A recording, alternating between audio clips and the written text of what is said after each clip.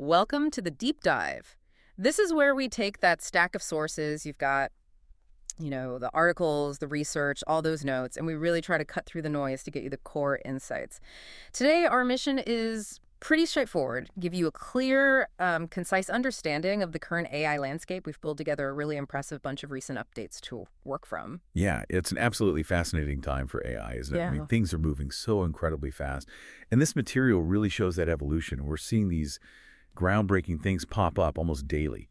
But, with that speed comes, new challenges, new complexities. So we're going to try and help you connect those dots today so you walk away feeling really informed, really up to speed on where AI is right now. Okay, let's unpack it then.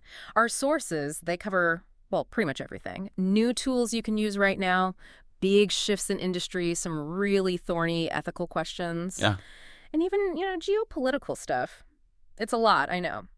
But we want to make it digestible, maybe even a bit surprising, hopefully spark a few aha moments. So thinking about the consumer side first, what's really standing out to you? Maybe not just one app, but like a bigger trend. That's a great way to put it. What's really striking, I think, is how much more conversational AI is getting, how intuitive it's sort of blending into our daily lives almost seamlessly. Take Google's new Search Live feature. For mobile users in the US, it's not just typing anymore. You can actually have spoken conversations with Search real-time, powered by Gemini. It gives you audio answers, web links, and it really blurs the lines between searching and just, talking to someone who knows stuff.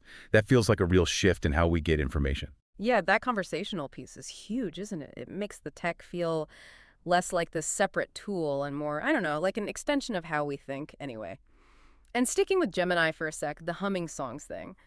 Identifying tunes just by humming or whistling or even from a video clip. Honestly, how many times have you been somewhere, heard a song, and desperately fumbled for your phone trying to figure out what it is? This feels like AI solving a genuinely universal little problem. Makes life just a tiny bit easier. It absolutely does, and that really speaks to this deeper trend, this idea of AI becoming a kind of creative partner for everyone. It's suddenly accessible. We're seeing this explosion in AI creative tools, putting almost professional level power in, anyone's hands. Think about Midjourney's new V1 video model. You feed it an image, it makes a video clip. Okay, there's a fee, but still. Or Perplexity AI doing something similar for X text prompts, becoming short videos with audio. And that's apparently getting huge engagement, especially somewhere like India. It shows this global hunger for these tools. Right, that whole democratization thing, making high-end creative tools available to, everyone. Adobe's definitely in on it too. Their new Firefly mobile app. It's got AI video tools, real-time mood boarding, so creators can generate, edit, brainstorm, all on the go. Even Canva, they've got a create a video clip tool now. Professional-looking video from just text. That's pretty amazing. It's not just for Hollywood anymore, is it? Exactly. And the sources point out how this is spreading, right? YouTube Shorts hitting over 200 billion daily views. That scale is just mind-boggling. And it's powered by things like Google's VEO, these generative AI video tools getting into more creators' hands. But what's really fascinating, I think, is not just creation. It's also about hyper-personalization and making things easier. Oh, absolutely. It's not just about making cool videos or pictures. We're seeing really specific, helpful AI in places you wouldn't necessarily expect. Like Hearst's Delish app, an AI cooking coach that talks you through recipes, hands-free, brilliant. Or Adobe's free Project Indigo app for iPhone, getting DSLR quality photos, AI fixing noise, removing reflections, all on your phone. And that startup Minimax face recognition, text-to-video for personalized stuff. It's really interesting how all this streamlines daily tasks, unlocks creativity for, you, the individual user, makes these advanced tools just part of life. AI is your co-pilot, basically. So yeah, AI is becoming this personal co-pilot, right? Slipping into our daily routines. But the really big impact, the profound stuff, it isn't just about convenience for us as individuals. It's the massive shifts happening across whole industries, strategic sectors. This is where the landscape gets, completely redrawn. What are the sources saying about those big industry impacts? Oh, the transformation sweeping, absolutely. One of the areas that jumps out is healthcare. Investors are just pouring money into patient-focused AI. Think personalized treatments, real-time health monitoring. Companies like Avant Technologies, Spectral AI, they're rolling out things like automated clinical scribes. Imagine how much that helps with doctor burnout. And rapid diagnostics, too, for wound care, even early cancer detection. We're seeing deep learning models getting, over 90% accuracy in predicting cervical cancer stages, though, experts rightly say we still need standardized validation. That's crucial. But the global expansion, the investment surge, it signals a real revolution brewing in patient care. And beyond healthcare, it's weaving deep into business, into commerce, almost like a growth engine. Google's new AI tools for commerce media. They're aiming to grab a big slice of the US digital ad market by making ads smarter, more targeted. Salesforce is giving small businesses unlimited generative AI industry templates, basically giving them enterprise-level tools to scale up. Even Tencent Cloud has this AI builder thing, letting people who can't code build and launch apps. That speeds things up massively for so many businesses. Right, and it's not just the tech giants running the show here. Starbucks. They're rolling out an AI assistant for customer service. DoorDash is upgrading its ad platform. It shows this really broad push across industries, better customer experiences, better efficiency. Even, traditional sectors like insurance in the UK and US are using AI for data ingestion. Though the sources do flag a concern there. A lack of unified strategy, leading to what they call shadow AI teams using tools without broader oversight. That could be risky. And the scrutiny is growing too, like Turkey's antitrust body investigating Google's Performance Max AI ad tool, worries about harming advertisers, restricting competition. This wide integration, it's not just changing how we buy things, is it? It's reaching right into national security, into governance. The sources talk about this unprecedented link-up between Silicon Valley leaders and military modernization. Execs from Meta, OpenAI, Palantir joining a U.S. Army Reserve Corps to advise on AI strategy. What does that kind of really deep integration actually look like? What does it mean? Well, it signals a big shift toward AI transforming how large-scale data analysis happens, and maybe even surveillance. For example, U.S. Immigration and Customs Enforcement ICE, they're looking at an AI platform to monitor up to 1 million people, aiming to disrupt transnational crime. That obviously raises huge questions about privacy, civil liberties, and for the really sensitive stuff, C3 AI now offers its applications in Amazon's AWS secret region. That's a super secure cloud just for top secret government and defense work. Shows how deep AI is getting into critical national operations. What's also interesting, though, is IBM's push for agentic AI orchestration. They're emphasizing human oversight, transparency, especially for these high-stakes decisions. That's a really crucial point, isn't it? Balancing the power. Yeah, that oversight piece feels absolutely vital.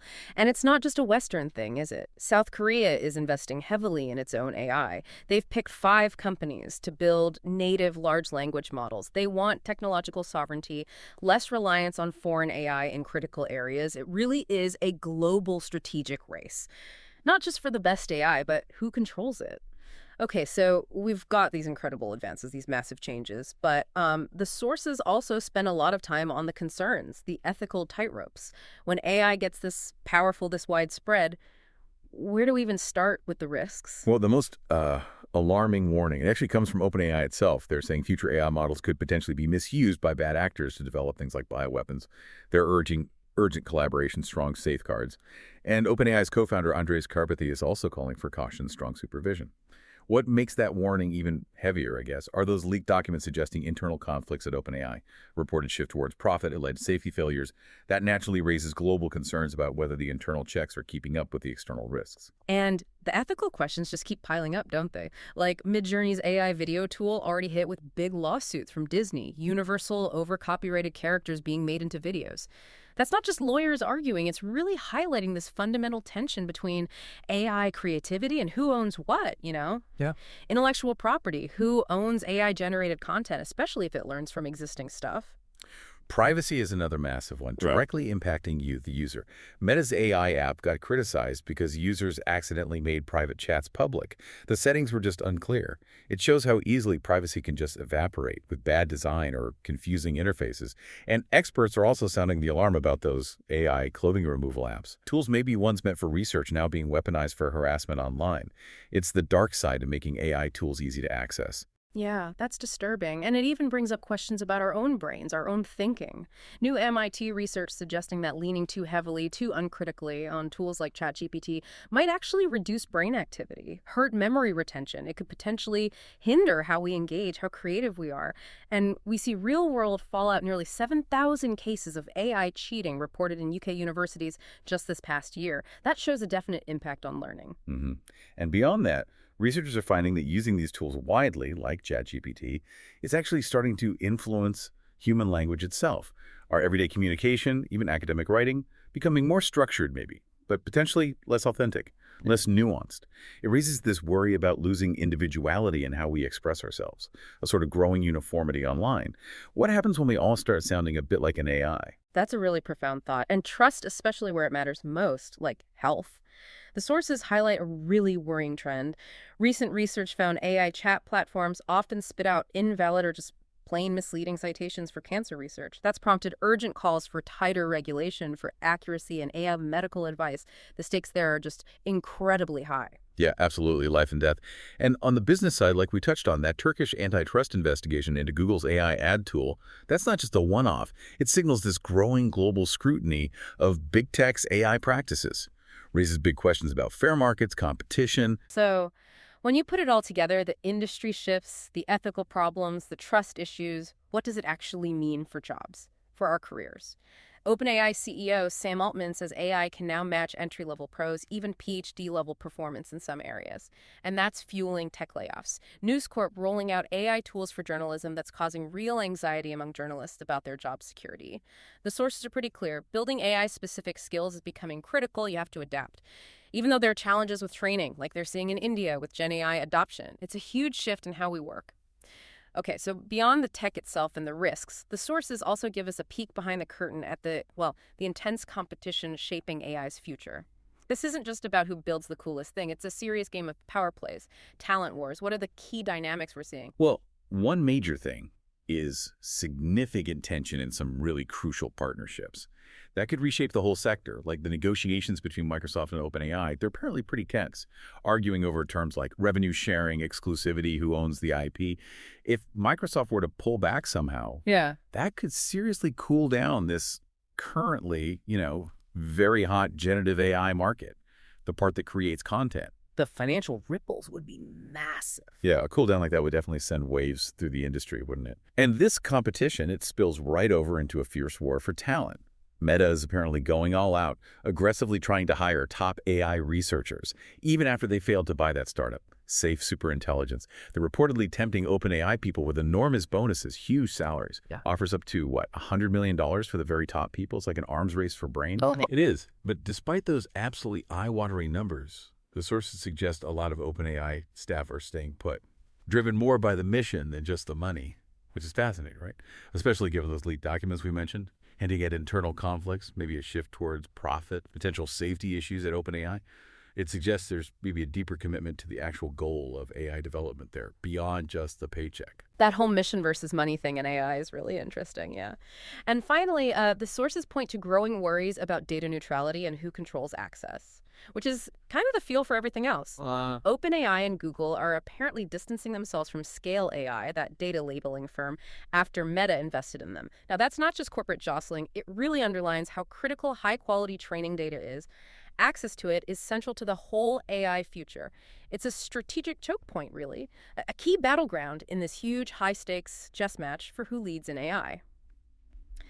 Wow. Okay, we have covered a ton of ground today. Seriously. From AI recognizing our humming to creating videos, all the way to reshaping healthcare and national defense, it's just undeniable, isn't it? AI is fundamentally changing our world, and at incredible speed. Absolutely. It's moving at lightning speed. But as we've dug into, that rapid progress brings these really profound questions with it. Ethics, privacy, how it affects our own thinking, the future of work, the exact same technologies that offer these huge benefits. They also present really significant challenges. We have to tackle those proactively as a society. It's definitely a double-edged sword. So what does all this mean for you listening right now? As AI gets woven deeper and deeper into, well, everything, I think a key takeaway from all these things is finding that balance. We need to embrace the innovation, yes, but also keep a really thoughtful, critical eye on it. What kind of future are we actually building with this technology? And maybe more importantly, what role will you play in shaping it? How do we make sure we harness AI's power responsibly while still holding on to our own individuality, our critical thinking in a world that's getting more automated? Definitely something to mull over until our next deep dive.